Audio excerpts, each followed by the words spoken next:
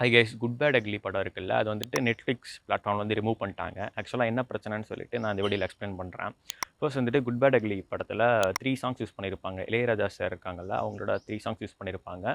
அதை ஆல்ட்ரு பண்ணி, அதாவது ரீமிக்ஸ் பண்ணி யூஸ் பண்ணியிருப்பாங்க. ஸோ இளையராஜா சார் வந்து என்ன சொல்லியிருக்காங்கன்னா, இந்த மாதிரி என்கிட்ட ப்ராப்பராக பெர்மிஷன் வாங்காமல், ப்ராப்பர் ராயல்ட்டி கொடுக்காம வந்துட்டு இந்த மாதிரி சாங்கை யூஸ் பண்ணியிருக்காங்க. அது மட்டும் இல்லாமல் ரீமிக்ஸ் பண்ணி யூஸ் பண்ணியிருக்காங்க. ஸோ இதை பேஸ் பண்ணி வந்து பார்த்தீங்கன்னா அவங்க கேஸ் கொடுத்துருக்காரு. பட் இவங்க குட் பேட் அக்லி டீம் வந்து என்ன சொல்கிறாங்கன்னா, நாங்கள் வந்துட்டு ப்ராப்பராக பெர்மிஷன் வாங்கிட்டோம், ப்ரொடக்ஷன் கம்பெனிலேருந்து வாங்கிட்டோம். அது ப்ரொடக்ஷன் கம்பெனி வந்துட்டு மைத்ரி மூவிஸ் அவங்க இருக்காங்கல்ல, அவங்ககிட்ட இருந்து ஒரு ப்ராப்பராக என்ஓசி வாங்கிட்டோம், நான் அப்ஜெக்ஷன் சர்டிஃபிகேட்னு சொல்லுவாங்கல்ல. ஸோ அதெல்லாம் வாங்கிட்டோம், ப்ராப்பர் ராயல்ட்டியெல்லாம் கொடுத்துட்டோன்ற மாதிரி அவங்க சொல்லியிருக்காங்க. பட் இளையராஜா அவங்க சைடு இருக்காங்க, இளையராஜா சார் அவங்க சைடில் வந்து என்ன சொல்கிறாங்கன்னா, ப்ரொடக்ஷன் சைட்லேருந்து வாங்கினா மட்டும் பார்த்தாது, இந்த மாதிரி மியூசிக் கம்போசர்ஸ் இருக்கோம்ல, நாங்களும் ஒரு ப்ராப்பர் ரைட் ஹோல்டர் தான், எங்களுக்கும் அந்த விஷயத்தில் ப்ராப்பர் ரைட்ஸ் இருக்குது, காப்பி ரைட்ஸ் இருக்குன்ற மாதிரி அவங்க சொல்லி காம்பன்சேஷனாக 5 crore கிட்ட கேட்குறாங்க.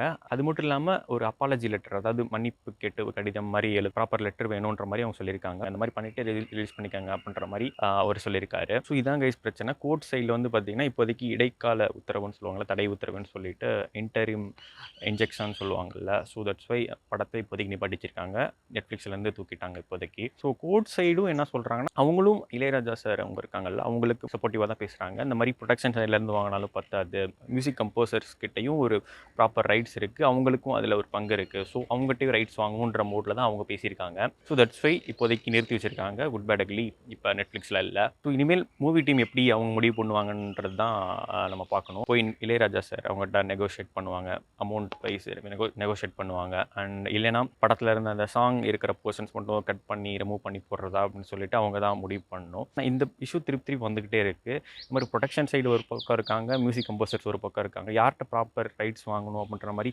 கோர்ட் சைட்லேருந்து ஒரு தெளிவான எக்ஸ்ப்ளனேஷன் ஏதாவது வந்தால் இன்னும் கொஞ்சம் பெட்டராக இருக்கும்னு நினைக்கிறேன். இந்த பிரச்சனை முன்னாடி தான் போய்கிட்டு இருக்கு. இங்கே மஜ்மல் பாய்ஸ் எத்தனை படம் வரிசையாக வந்துக்கிட்டு இருக்கு. இது பாலிவுட் சைடில் இந்த பிரச்சனை தான் போய்கிட்டு இருக்கு. மோஸ்ட்லி நிறைய பிரச்சனை இந்த மாதிரி போய்கிட்டு இருக்கு. ஸோ லெட்ஸ் சீ கோர்ட் எப்படி ரிப்ளை பண்ணுறாங்கன்னு நம்ம வெயிட் பண்ணி பார்ப்போம். ஸோ தட்ஸ் ஆல் கைஸ், இதான் நான் இன்னைக்கு உங்கள்கிட்ட ஷேர் பண்ணணும்னு நினச்சேன். அண்ட் உங்களுக்கு இந்த மாதிரி யூஸ்ஃபுல்லான இன்ஃபர்மேஷன்ஸ் ரெகுலராக வாட்ச் பண்ணணும்னு நினச்சிங்கன்னா மறக்காமல் நம்ம சேனலை சப்ஸ்கிரைப் பண்ணிக்கோங்க. அண்ட் நாளைக்கு நம்ம இன்னொரு வீடியோவில் மீட் பண்ணலாம். தேங்க்யூ.